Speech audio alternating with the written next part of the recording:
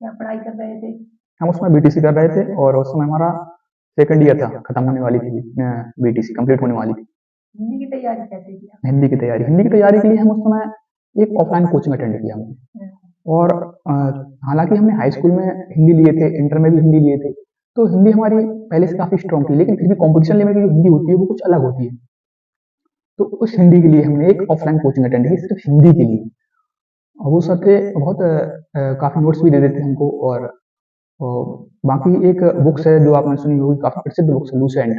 अगर आप उसमें से प्रैक्टिस करें, उसके जो प्रैक्टिस क्वेश्चन बहुत ही अच्छे हैं और ज्यादातर एग्जाम में आए हुए क्वेश्चन हैं, उन क्वेश्चन की प्रैक्टिस करने से हमें लगता है कि उसका एग्जाम निकल जाएगा जाना। रिसेंट बुक तो आपके लिए फायदे की है। हम्म। मैथ की तैयारी कैसे किया? मैथ की तैयारी के लिए हम पहले एक ऑफलाइन कोचिंग अटेंड किए थे।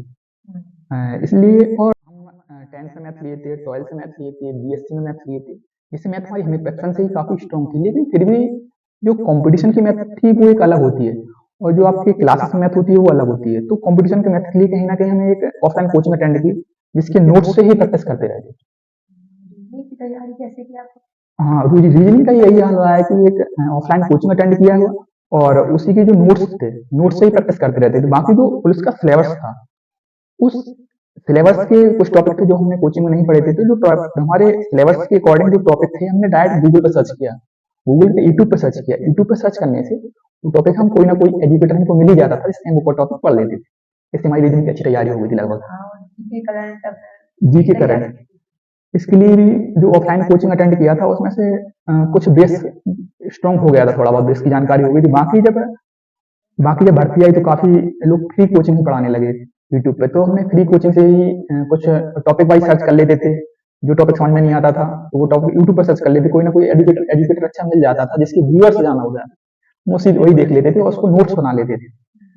कई टॉपिक रहे उसमें, जैसे नया नया आया था जीएसटी नोटबंदी, तो इसके लेक्चर्स में डायरेक्ट लिए और उसको नोट्स बना लिए थे, जो काफी फायदेमंद हुई है उस एग्जाम समय में। आपका उद्देश्य क्या था? उस समय हम बीटीसी कर रहे थे और पुलिस की वैकेंसी आ गई, तो सोचा कि सरकारी नौकरी हर किसी के लिए, और मिडिल कोई क्लास फैमिली तैयारी के नहीं लिए की एक सपना था। और कोई नौकरी की तैयारी? नहीं, उस समय तो कोई नौकरी की तैयारी नहीं कर रहे थे, सिर्फ पढ़ाई कर रहे थे उसमें। बीटीसी बीटीसी बीएससी किया, इसके बाद बीटीसी चालू कर दिया, ड्रॉप हुआ ही नहीं, पढ़ते ही रहे। टेस्ट के बाद क्या हुआ? कैसे प्लान किया? टेस्ट के बाद रिजल्ट आया तो दौड़ होती है, दौड़ की तैयारी।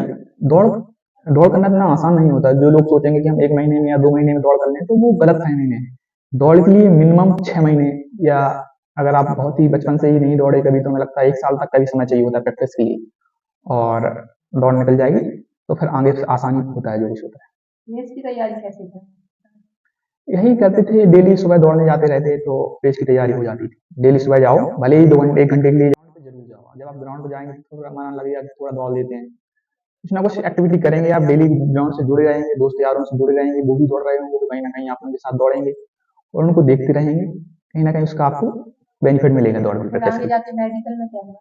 मेडिकल लगभग पुलिस का काफी इजी होता है कि फेल होने के चांसेस बहुत कम रहते हैं। वही लगभग 5% लोग ही फेल हुए और बाकी लोग पास कर दिया जाता है। मेडिकल सारा चेकअप किया जाता है और 95% बच्चे पास हो जाते हैं। अगर आपकी मेजर कोई कमी ना हो, हाथ पैर आपका ना टूटा हुआ हो, तो लगभग आपको पास कर दिया जाता है।